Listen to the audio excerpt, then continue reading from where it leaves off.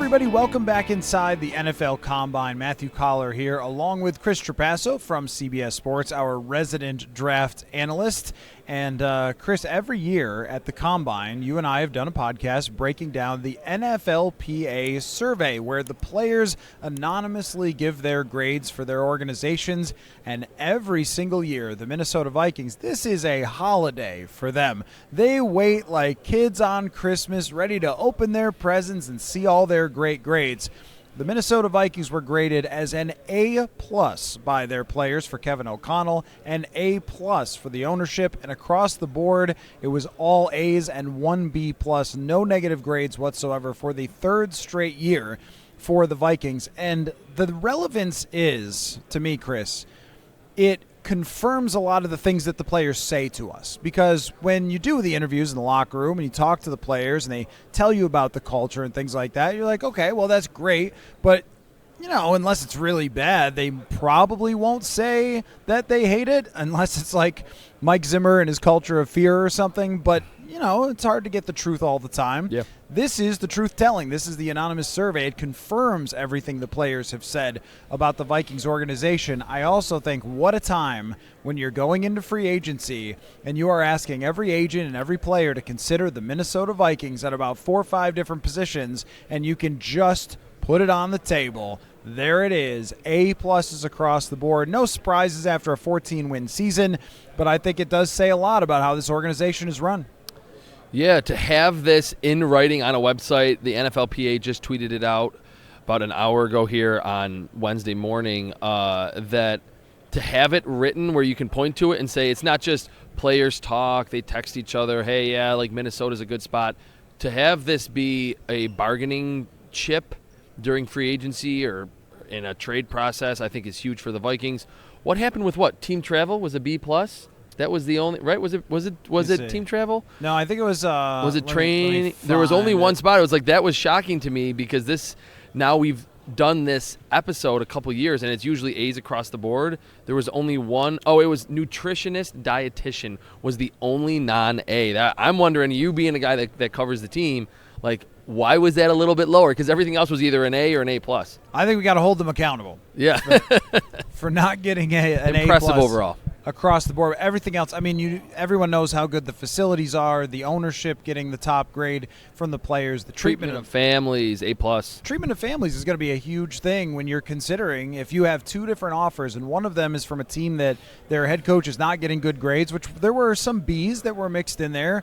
Denver, actually, surprisingly, to me, got a B after making the playoffs. Buffalo got only a B and not an A after having a really good season. And Chicago and Jacksonville were at the very bottom because, obviously, and they got like C, which I thought might have been even lower. But there are some teams there that want to play in the sandbox of free agency that when this comes out, I think you're going to have to up the price if you're going to ask a player to go to a place that doesn't have as good of a culture. So the Vikings wait for this. They hit it out of the park every single year. And I also think, too, that when I see something like this, and look, I never thought that Kevin O'Connell would be traded or that the Vikings wouldn't sign him to an extension or that even the Wilfs would fight with Kevin O'Connell about the extension. I thought it was a foregone conclusion, but it just confirms even more what the Vikings have at their head coaching position. And there's a lot of analysis on this show of every single detail. We're going to pick apart everything, but the big picture on Kevin O'Connell is the players rate him as an A+. He had 14 wins last season. I mean, this is now a situation that's locked in long-term where everything that they do, I think, is going to be pushed in the right direction because of who their head coach is, and this just further says that the players feel the same way.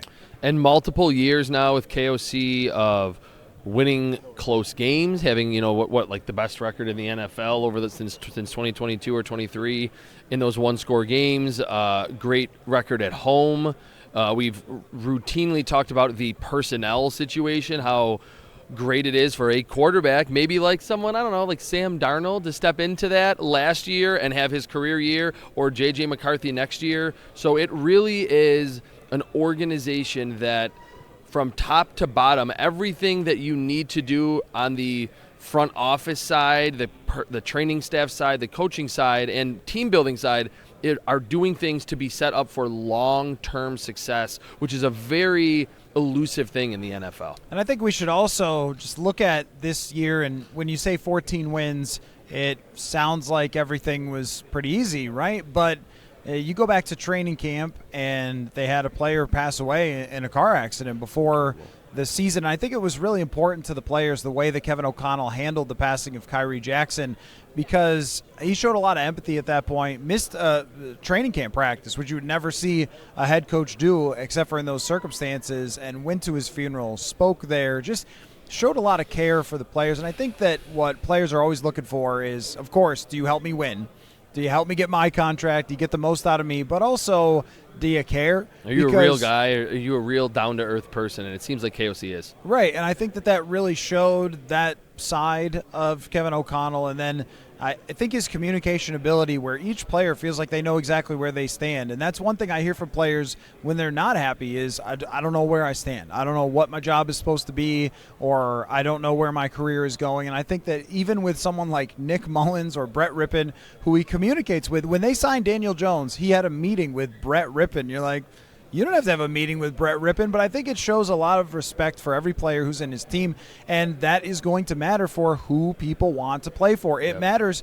Justin Jefferson signed a contract extension before we even got to training camp last year. You can't tell me it doesn't have a lot to do with Kevin O'Connell and the fact that he communicated with Jefferson throughout that entire time that was leading up to him signing that extension. So it's a massive, massive win for the Vikings and Kevin O'Connell. What I'll say quickly on this to finish is, to me, just like I'll call myself an outsider's perspective, the perfect blend of a former NFL player that knows what players don't want, what they do want, how to be real, and then, of course, to have the offensive acumen to be a quarterback whisperer, so to speak.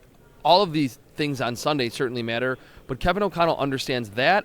And then to have a GM, which this is like right up my alley, a GM that is analytics-based, that understands maybe I'm not going to be just the best evaluator based on me watching film and my scouts, but we're going to bake the numbers into our evaluations. So we're going to get quality players, whether it's in the draft or in free agency. I know we don't really have a complete picture or complete grade for Kwesi's drafts because there haven't been too many of them with a litany of picks, but in free agency, I think it's a good blend of like players coach and an analytics-based GM to kind of come together and be in lockstep with each other to build this team the right way.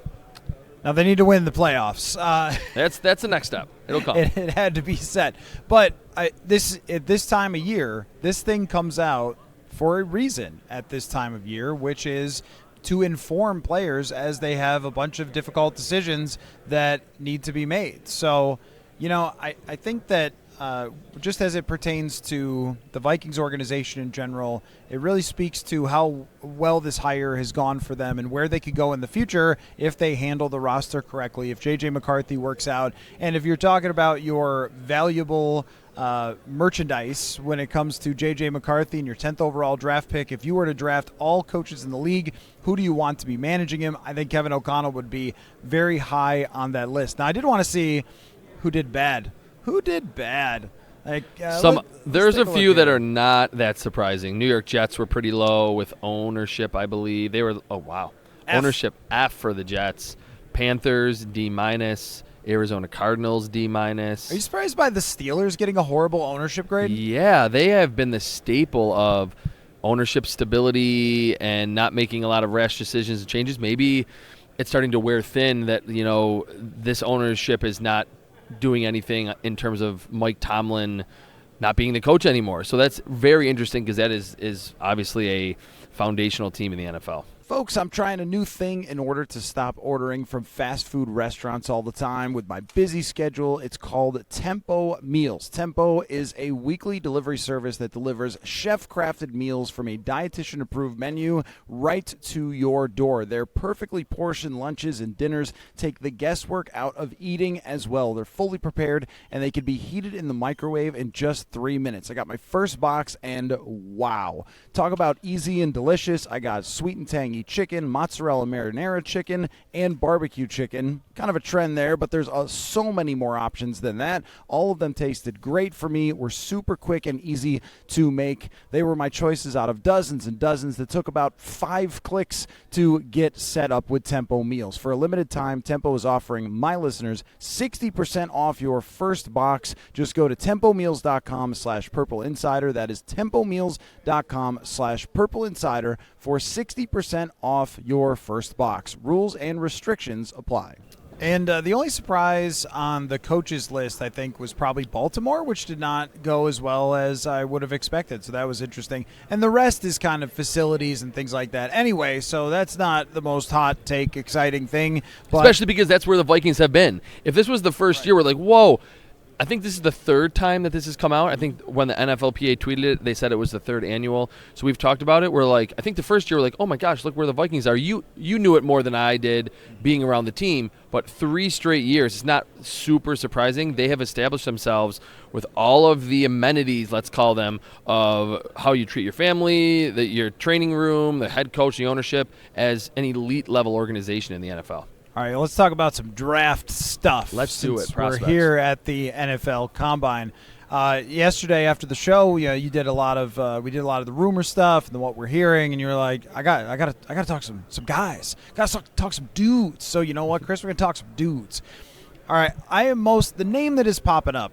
It's not just to me. If there's other people that I've heard about this, is Derek Harmon, the Oregon defensive tackle. I know we're very early in this process, but when somebody's name comes up, you perk up. Oh, okay. Because remember, Jordan Addison was somebody that was talked about, and we draft simmed a million times to the Vikings leading up to that draft a couple years ago.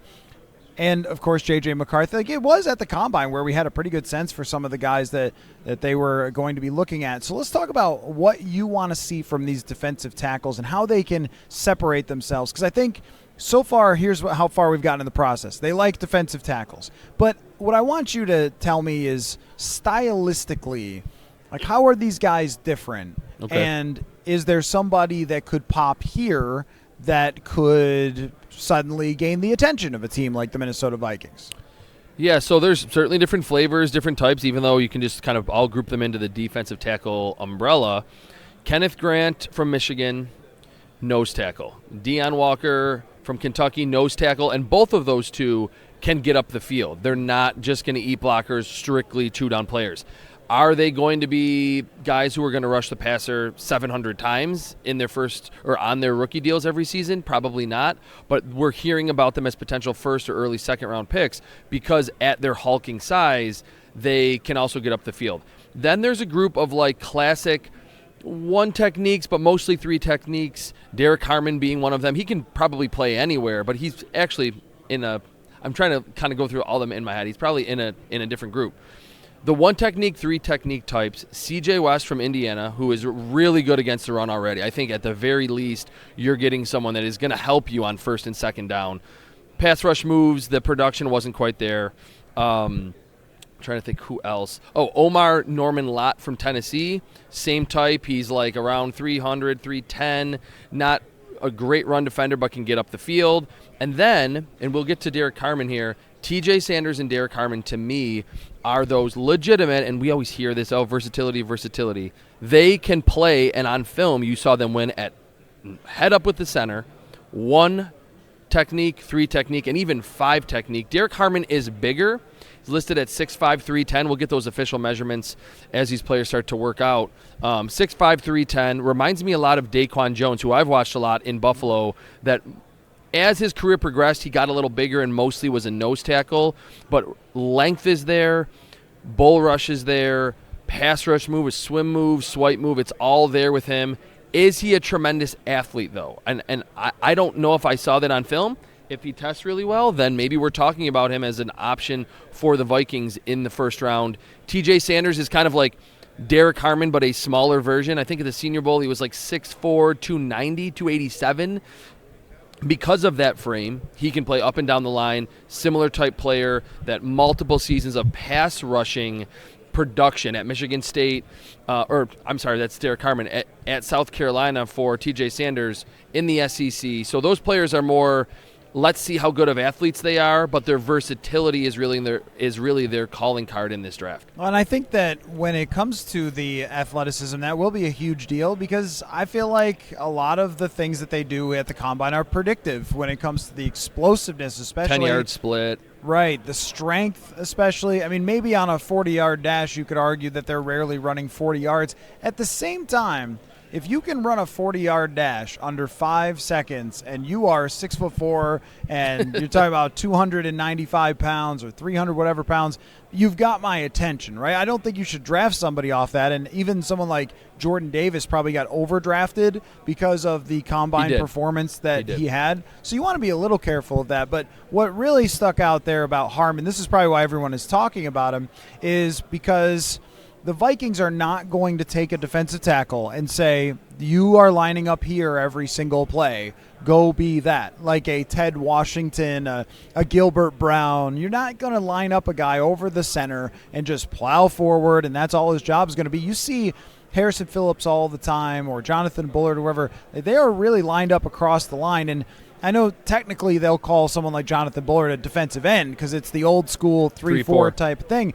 But I think that they need somebody like that who can play out on a 5 technique, which is just lining up over the tackle, by the way, that they can move out a little bit if they need to or move in a little bit if they need to, and that person can make an impact. And I do believe that the Vikings desperately want to be able to rush 4 and do a little more in coverage because they've been limited in coverage by the fact that they have to blitz all the time. Mm-hmm. And so up the field and versatility, to me, are the biggest boxes that they have to check here when they're looking at defensive tackles at the Combine. What I would say very specifically on that note, usually you will see early in the process, or let's just say right after the Combine, when we have the official measurements, we will get prospects that receive that versatile label just based on their measurement. Like at 6'5", and 310 with like 33-inch arms, 34-inch arms for Derek Harmon, around that range.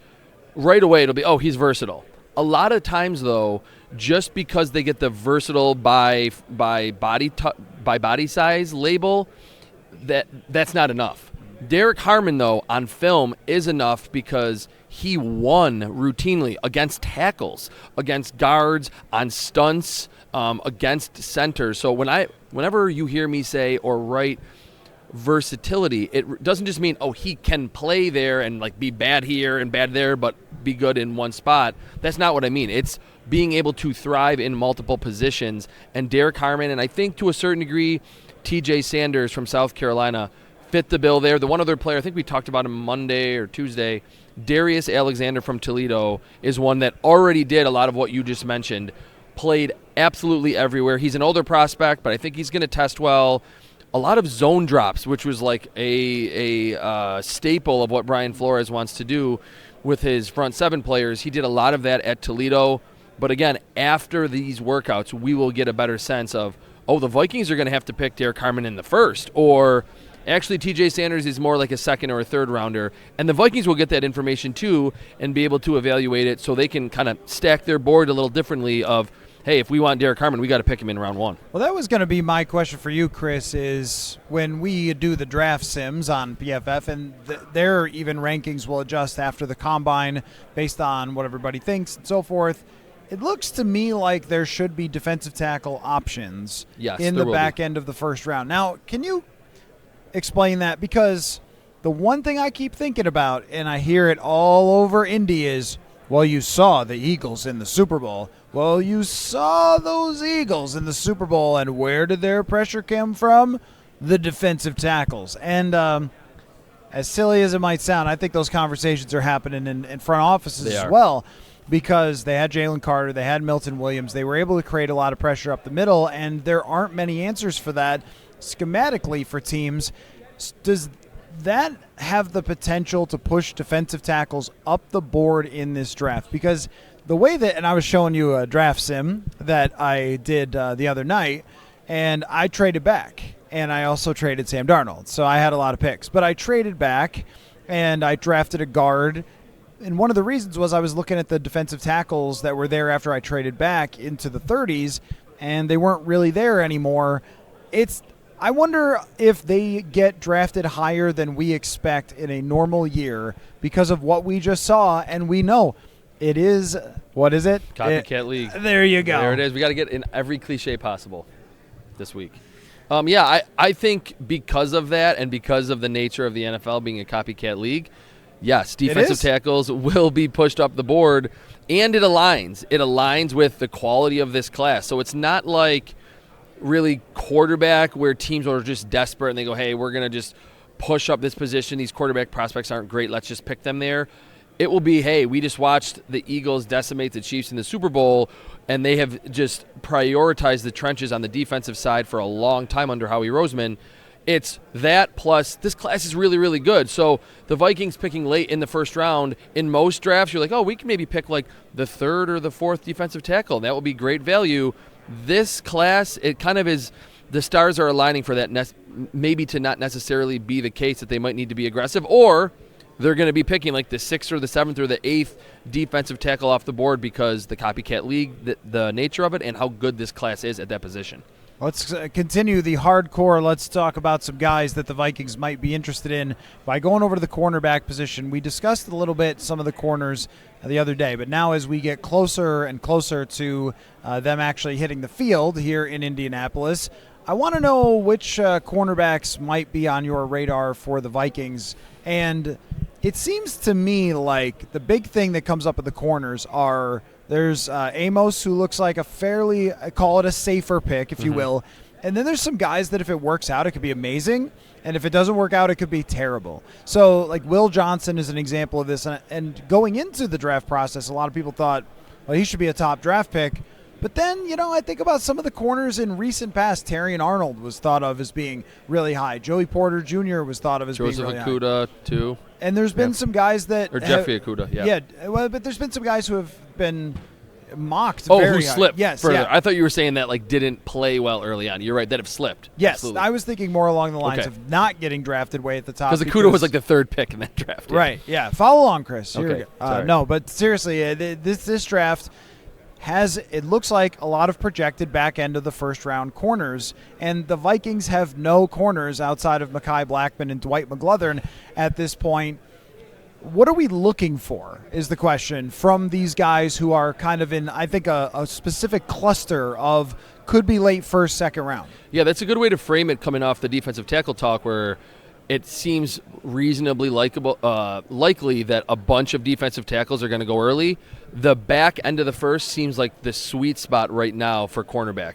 And it's because Will Johnson gets injured in his final season at Michigan, and the tackling was not very good, and there were some signs of him maybe getting beaten over the top with his speed. His tape just was not as good in 24 as it was the first 2 seasons with the Wolverines. Benjamin Morrison, man coverage mirroring specialist, freaky athlete, super smooth. He gets injured early at Notre Dame. Savon Ravel from East Carolina, who is that size and length specimen outside, he gets injured early in his final season. Had these guys played, now there's no way to tell what they would have done, but they were tracking toward all being like top 20 selections. Maybe that's music to the ears of Brian Flores and Kwesi Adofo-Mensah, where they can get length and athleticism to play man coverage and be aggressive at the line of scrimmage at the cornerback spot and not have to trade up for it, or, oh man, like all of these quality players are gone. One other name that I want to mention, Azareye'h Thomas from Florida State. Senior Bowl, I think he was just under 6'2", 192, 93 pounds, over 32-inch arms. I don't know if the Vikings have that threshold. You talked about it, that we don't have enough of Kwesi's drafts to be able to say, hey, here's their prototype, here's who they won't like. But traditionally, the man coverage guys, you want the 32-inch arms to be able to disrupt in press coverage, and the physical traits for Azareye'h Thomas on film are absolutely there. I think he could run really well. Now, is he great mirroring, finding the football? Not necessarily yet, but the upside with a quality coach on the defensive side like Brian Flores, he could be someone that's picked. There's not a lot of fanfare for him, and then in 2 or 3 seasons, he's a lockdown number 1 corner. So that's a question that I have, is that you said lockdown number 1 corner, and this is what everybody's chasing. But when I look at the data of the man coverage and how often teams play man coverage, the Vikings are at the bottom of the league. Now, I think that's partly because of personnel. Mm-hmm. And when you're blitzing a lot, you're not playing a lot of man because that's just asking for problems. So you're usually playing zone behind blitzes, and that's what Brian Flores likes to do. But I also wonder if the lockdown corner is such a rare beast these days, if that is something you should try to chase with the player's traits, or if you should just get somebody who is a good zone corner and can read and react, and can read route combinations, and has more of a high IQ. But I also think, too, that the Vikings really need somebody who gets up on the line of scrimmage and can take out a top wide receiver. And That's what I was getting at, yeah. Right, they don't have to play, even just for a key down. Like, you don't have to do it every down, but if you're playing man coverage 35% of the time, this has been my DJ Reed argument for the Vikings. Like, he's that feisty type. Exactly. Like, DJ Reed's not perfect, but when it comes to, hey, it's 3rd down and 10, we want you to go play man against Puka Nacua, he can actually do it. I go back and forth a little bit because I think that those zones are being played at such high percentages that you do have to consider that. And then just one more layer to the conversation would be, if they played a guy in a bunch of zones in college, is that their defense, or is that because he had to and they didn't trust him against the top wide receivers out on an island? Yeah, so philosophically this is a lot of fun to talk about because it's not to suggest that the Vikings are playing man coverage 80% of the time. It's like the entire league is 70 to 80% zone. Like the teams that are at the top of man coverage rates are like 30, 35%. What I meant by the Vikings maybe gravitating toward a man coverage specialist is what you just mentioned. In those money downs, in the playoffs, that they've set the bar higher, where it's not just let's just get there, let's just be able to win a playoff game. And once we get to the playoffs, every team has at least one dude at wide receiver. And usually the thought is you need to have freaky traits to be able to stick with someone in man coverage. And also I'm thinking about, now obviously Brian Flores has been in Minnesota for a while now. Me being a Buffalo guy, I remember when he was in Miami and he had Jalen Ramsey and Xavier Howard, two long, freaky athletes that could play man coverage if they needed to and still make plays on the football. They were all pros. That's when that Dolphins defense was really as good as it's been in the last 5 or 6 years, when Brian Flores was really commanding the entire team, but certainly had his finger on the pulse of the defense. So for me, I'm not saying that all of these prospects that I just mentioned at corner can't play zone, and there's certainly plays that they made on the football in zone, but they have that, like you're mentioning, that ability, those traits, the explosiveness, change of direction to man up when they need to. And there aren't a ton of corners every year that have that ability. So who's your favorite? Who's your favorite for the Vikings? If you were to pick from just all the guys that could be first-rounders outside of Travis Hunter, who would be number one on your list? Savon Ravel from East Carolina. He is someone that had insane ball production. I know it was just, not small school, but lesser competition. And a lot of those plays were him peeling off an outside assignment and making a play near the numbers. So he's made plays against zone. He's not going to be able to work out until the summer. We just had a memo go around Twitter from his doctor that performed surgery on his knee. He tore his ACL in September, so it's not like this is someone that probably won't even be able to start week 1. He said, hey, in this memo, by training camp, he'll be cleared. He's long. I think he is very fast. The instincts are there, and we talk about this for as much as I want to get nitty-gritty into the film. We say, I do a little box score scouting with corners. If you have a bunch of interceptions and pass breakups, you're doing something right. That is a pretty, I think, strong correlation, as strong as you're going to get in terms of box score scouting. It's not like touchdowns for quarterbacks or for running backs in college. And Ravel at East Carolina, when he was on the field, big-time playmaker. He just feels like that guy that Brian Flores would really like to say, hey, look, we are going to be blitzing here from this side, go make a play on the football, because that's really what he did on a routine basis at East Carolina. And based on their appreciation for Byron Murphy Jr. and the fact that they drafted Mekhi Blackman, a highly productive college player, I think that it matters to them a lot, too, about the ball skills and the production. And really the theme of this entire discussion is just identifying early on in this process the best fits in the draft. Who are we circling on these lists as, hey, we should keep an eye on this guy, and this guy for the Vikings. So Ravel is one of them. Hopefully he's better at running than Darren Ravel. That's like a deep social media joke. Oh, but yeah, that's he old tried, school. I love it. Tried the 40 once, and it didn't go very well. So hopefully he can run better than that. But, Ravel, Harmon, these types of names. Let's go over to the offensive side and try to figure that out as well.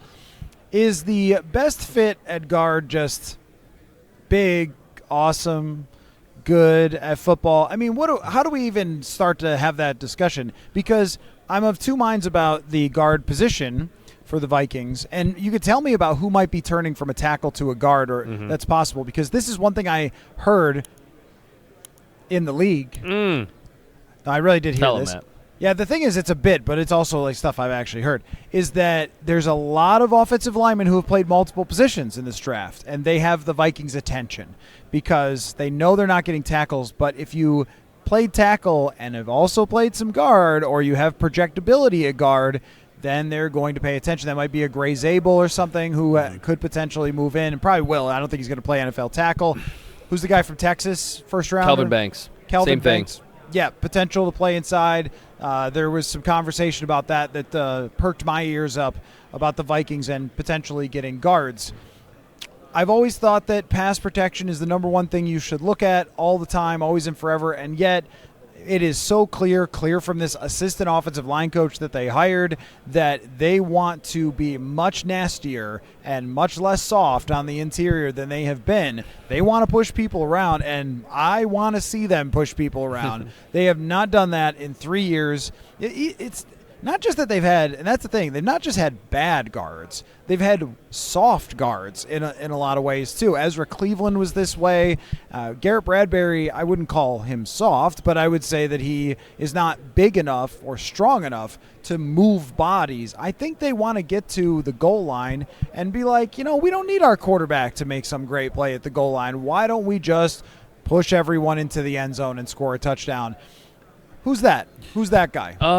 It's probably going to be, well, I shouldn't say probably, because there are two guards at the top. I'll start there with the kind of the opposite of what you mentioned, just strict guards. Tyler Booker, and I'm mentioning him because you had him in your draft sim. He is off the bus.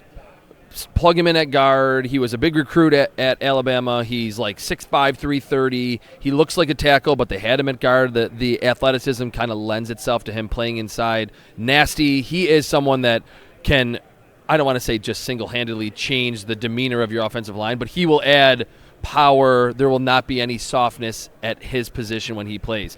And then Donovan Jackson from Ohio State, who actually played some tackle because Josh Simmons, who's probably going to be a first-round pick at tackle, got injured in the Oregon game early on for Ohio State. And because Donovan Jackson, in an emergency role, had to play left tackle, you got to see how athletic he is. But he's also 6'4", 325, plenty powerful, big recruit. Those two, if the Vikings are like, hey, we haven't seen the defensive tackles go off the board as quickly as we thought, we like the depth in round 2, cornerback, we feel the same, or obviously they could plug some holes in free agency, either of those two are plug-and-play guards. I will admit I have not watched every single interior offensive lineman. That's like the position I'm probably the least deep into my film watch on. But Kelvin Banks, Armand Membu from Missouri was a right tackle, has NFL caliber length, but his body 6'3.5", 325, 330. He's a guard body. It does feel like that would be what's going to ultimately happen with him. And the one guy that I'll mention, Gray Zabel, when you were saying everything about guards and they've been too soft, I go back to all of our Ed Ingram talks that it didn't really make sense in terms of his lack of mobility, but he was that big dude that could move people around. And I've ever since then always thought the Vikings, the outside zone, they need athleticism more than anything else at guard. Maybe at this point they're reevaluating and saying we really could not run the football late in the season. We do need more of a mauler. Gray Zabel could, in 3 or 4 years, be like a Brian O'Neill type where he looked like a tight end out there, but so athletic, gets bigger, gets stronger, and he's a great player. I wonder, though, if the Vikings are going to think someone like Gray Zabel, who is getting late first-round buzz out of North Dakota State, is just not ready yet in the strength department, and they are not wanting a softer, smaller, weaker guard to plug into one of the starting positions in 2025. I also think everybody's going to look at Philly and they're going to say those gentlemen are quite large, and that's what you're going to need. We all want a tush push while it's still legal, and the Packers make those Packers cry about a tush push. If everybody doesn't know, the Packers tried to put in like a rule change proposal to ban the tush push. How about just to what you're saying, that is, it first was an unnamed team, but it came out this week that it was the Packers. To have Mekhi Becton at one spot and Landon Dickerson at the other, the Eagles were about as big as you could be at the guard position. And I'm not taking anything away from Saquon Barkley, but those maulers inside with Cam Jurgens, who is a big and super athletic center, even after the Jason Kelce era, big reasons why Saquon Barkley was so good in 2024. My thing with the guards has been, since Kevin O'Connell got here, like, pick a lane. I mean, they put a 6'7" former tackle in there. Well, you're not running outside zone. You're not doing outside zone with Blake Brandel at left guard. And, you know, they had Dalton Reisner in there, who can't really run block at an above-average level, but is a really good pass protector, which does make sense to me because they were a deep drop-back offense. So it's hard to have everything when it comes to this position. Pick a lane.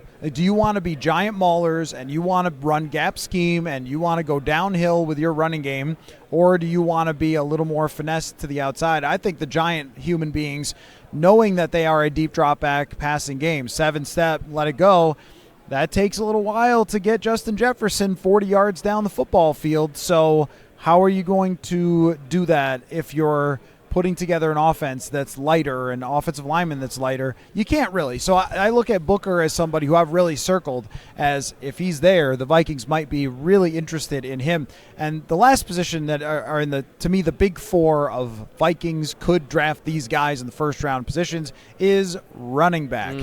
Best fit for running back can just quick, fast. What do you want to? But stylistically, I have seen a lot of Scatabo. Or is it Scataboo? Scataboo, I believe. Which makes it cooler to me. I like that it's boo at the end. I've seen a lot of Scataboo, enough to know for sure that it was Scataboo. But he's an interesting player as a downhill type of runner and sheds a lot of tackles, stuff like that.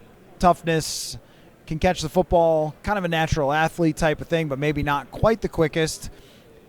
And I don't know, like, you've studied them a lot more than me. Like, who's a good fit for if they're trying to build a much more big, much more physical offensive line to run downhill on teams and work their play actions off that? Who fits that sort of bill in the backfield? Well, what I wonder, too, and to kind of piggyback off what you said about picking a lane at guard, they need to pick a lane at the running back spot. Do you want your smaller, faster, to hit more explosive plays that we already talked about, that they were just not a part of the Vikings offense, non-existent element to the game for the Vikings over the last couple of years? Or do you want an Omarion Hampton, who's like 5'11", 225, is not going to run away from a lot of people, but will bounce off a lot of linebackers and can get you, 4, 5, 6 yards at a routine basis? Caleb Johnson from Iowa, I actually wrote in his scouting report that he was born to run in a Kyle Shanahan-based wide zone scheme. He did it at Iowa a ton, just pressing the front side. If there's a cutback, he takes one cut and gets upfield. He's also big. I think for teams that miss out on drafting Omarion Hampton, who I don't really like more than Caleb Johnson, honestly, but feels like it's going to be picked higher, Caleb Johnson would make a ton of sense. And then later, there's Devin Neal from Kansas, is another big body that has good vision, one cutback that, feels like would be accentuated very well in a zone blocking scheme. Kyle Monangahai from Rutgers is another one, big body, bounces off tacklers, not going to hit a lot of big plays. And then Damian Martinez is another name to circle from Miami, one of the youngest players in this draft class, like 6 foot, 225, 230, does not run like that. There is a little bit of explosiveness to his game and just is very well schooled in those inside and outside zone running plays and was very successful this past season at Miami. I draft simmed Damian Martinez. He has great numbers, and that's how I usually do it because I can't watch the 7th round, 5th round draft picks. So I'm going to do it all by the numbers, and when the combine numbers come out, it helps even more. Right, we'll get a little more information. Johnson is my favorite, Caleb Johnson, in this draft. I did see a lot of him play because he is in the Big Ten and played the Gophers.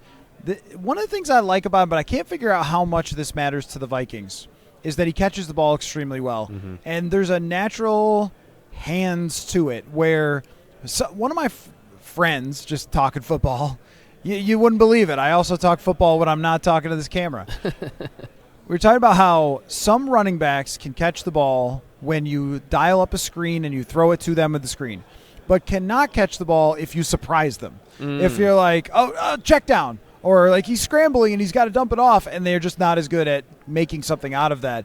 Johnson is so natural with catching the football. It actually reminds me a little bit of Aaron Jones in that way. Mm-hmm. And Aaron Jones was a weapon for this team in the passing game. 51 receptions last year, and everyone can think of several of them where he made running across the field. They lined him up at wide receiver. Now, he's special, and that's hard to do. He's one of the rare guys. I remember when Aaron Jones did that early in his career, it was like, is this going to be a trend? Like, wide, because McCaffrey was coming out too. It was like, no, it's not a trend because guys can't do it. If they were good at catching the ball, they'd be receivers. They're running backs for a reason.